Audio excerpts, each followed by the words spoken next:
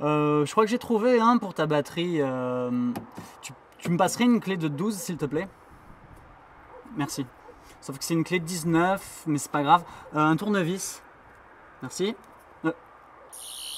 Qu'est-ce que c'est? Si comme cet homme, vous ne savez pas quel est cet objet étrange, c'est qu'il vous manque quelque chose dans votre vie. Il vous est certainement arrivé de vous sentir seul dans une soirée où tout le monde autour de vous parle un langage étrange, fait de... Dalek. Tardis. Tournevis sonique. Axacoricophalapatoribus. Rassurez-vous, les tomatropes ont pensé à vous, et pour la modique somme de 0 €, nous allons vous aider à surmonter ces problèmes. Oui, vous avez bien entendu, 0 €.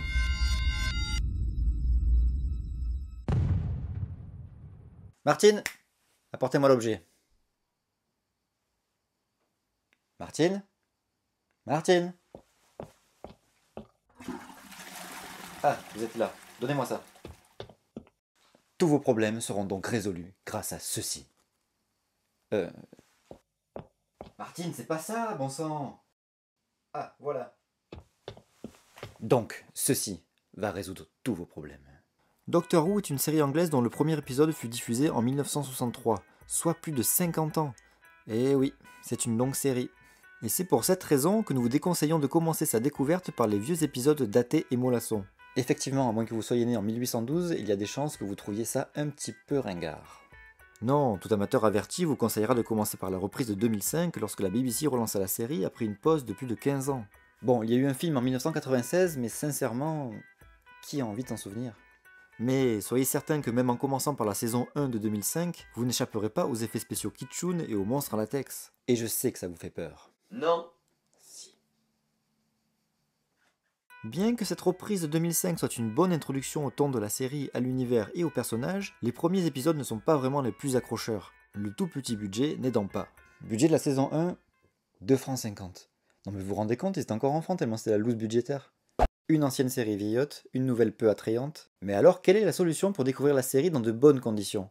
Les tomatropes ont donc sélectionné 6 épisodes de la nouvelle série, au temps varié et avec des docteurs différents. L'avantage, c'est qu'il n'y a pas de continuité scénaristique gênante, et que l'ordre des épisodes a été pensé pour donner un aperçu global du potentiel de la série. Notez que ce ne sont pas forcément les tout meilleurs épisodes, car sinon vous risqueriez d'être déçus lors du visionnage de la série. Et nous vous conseillons de les regarder par paire. Car nous les avons conçus ainsi. Allons-y! D'entrée, voilà du lourd. Cet épisode écrit par Steven Moffat est très régulièrement cité comme étant l'un des tout meilleurs épisodes de la série. Et c'est vrai qu'il dérouille sa mémé. Et son pépé. Et Chuck Norris.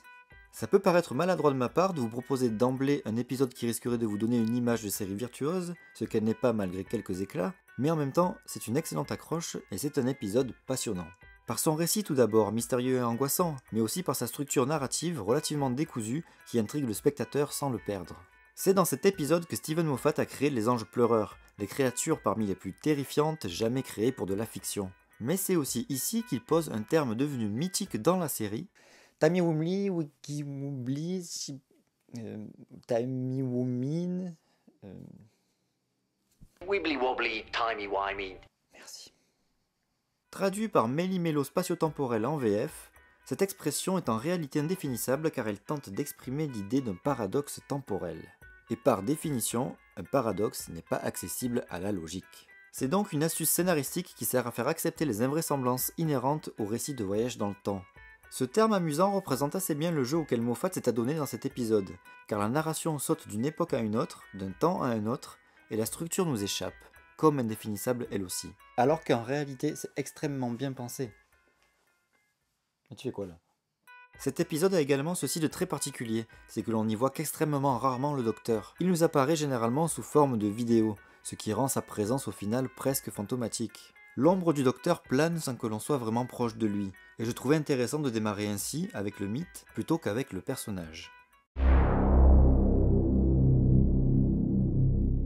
Il s'agit de l'épisode charnière d'une grande révolution dans la série. Steven Moffat, encore lui, devient showrunner et tout change, ou presque. Budget revu à la hausse, réalisation plus léchée, changement de musique, de générique et de docteur. Non, pas lui. Mais ça aurait pu être marrant. Et oui, vous le savez certainement, le docteur change. Lorsque son corps est mortellement blessé, il subit une régénération qui lui modifie son apparence et sa personnalité. Quoi de mieux donc que cet épisode de renaissance pour découvrir le personnage du docteur, puisque lui-même se redécouvre et réapprend à se connaître dans les premières minutes du récit. Ce n'est pas un épisode génialissime, mais une bonne introduction avec des dialogues qui font mouche et quelques belles idées, comme celle de cette créature qui prend n'importe quelle apparence, mais fait des erreurs. Le ton, globalement assez léger, sera plutôt bienvenu après l'angoisse des anges pleureurs. Nous poursuivons avec les mêmes personnages, mais dans un voyage dans l'espace. Atterrissant sur une étrange planète, Amy va se retrouver séparée des deux autres. Aucun sens de l'orientation. La pièce où elle arrive a une étrange propriété, le temps ne s'y écoule pas de la même vitesse. N'ayant qu'une infime connaissance de la série, certains détails vous échapperont obligatoirement, mais cet épisode, bien qu'un peu longué, est particulièrement intéressant. Jouant sur les conséquences du temps, sur le vieillissement, la mort, le sentiment et le choix, c'est un épisode fort en émotion et en questionnement humain. L'esthétique est remarquable également, magnifiquement épurée et bien filmée, on sent que l'ambition de Moffat avec cette saison 6 est de s'éloigner de l'aspect cheap que la série avait avant qu'il ne la reprenne en main et d'arriver à un rendu esthétique digne des séries américaines. Et c'est plutôt réussi.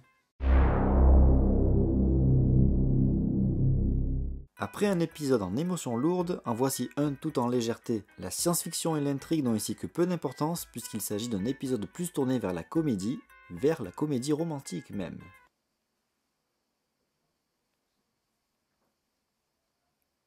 Et oui, c'est ça Doctor Who, d'un épisode à l'autre, on peut changer radicalement de ton. Et ici, Matt Smith, qui incarne le Docteur, s'en donne à cœur joie dans le côté décalé et farfelu. Gareth Roberts, le scénariste, n'a pas son pareil pour écrire des personnages directement attachants et des situations cocasses à l'absurde consommé. Typiquement British.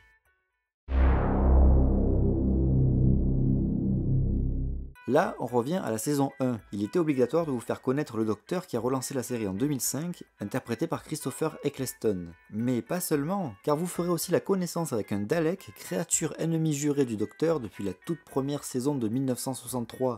C'est dingue. Cette espèce organique enfermée dans une armure de métal n'a qu'un but dans son existence: exterminer toute forme de vie inférieure à elle. À savoir toutes les autres. Le contexte de l'épisode est assez amusant, caricaturant l'excentricité de certains milliardaires et les dérives de l'avidité des collectionneurs. Mais le sentiment d'inéluctabilité face à la puissance du Dalek renverse la balance vers quelque chose de plus en plus haletant. Cet épisode confère une profondeur au personnage du Docteur, dont le background est enrichi par une expérience de vie traumatisante. Mais, chose plus surprenante, le Dalek également. Cet être froid et calculateur arrive à devenir touchant avec une fin douce amère écrite avec une vraie intelligence. Si tu pleures pas, c'est que t'es un Dalek.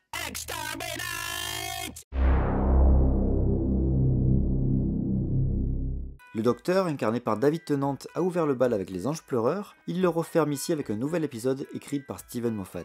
Il faut dire que le bougre a écrit les tout meilleurs épisodes de la série, difficile donc de passer outre. On y retrouve le Docteur, accompagné de Rose et de son ami Mickey, tout fraîchement débarqué sur un vaisseau fantôme totalement vidé de ses passagers.